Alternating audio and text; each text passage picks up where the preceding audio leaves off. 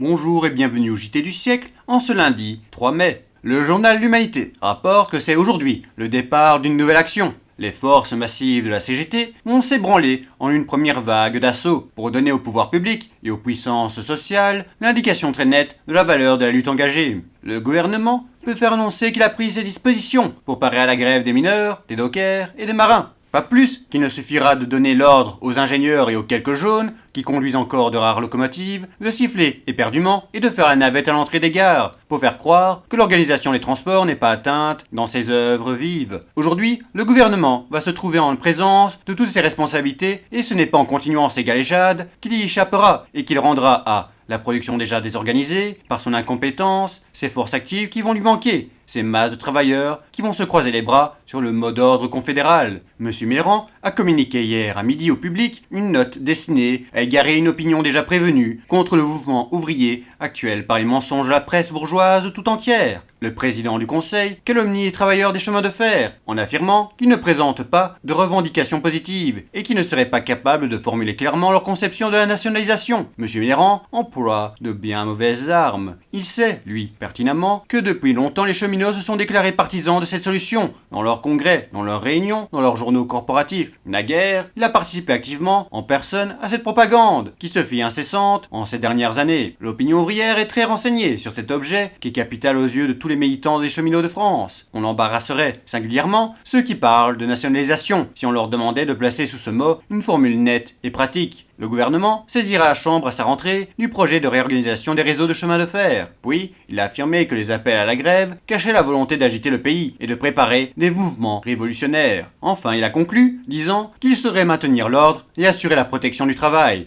On sait ce que cela veut dire et on n'a jamais douté qu'il ne veuille le faire. C'était le JT du siècle, l'info de notre histoire.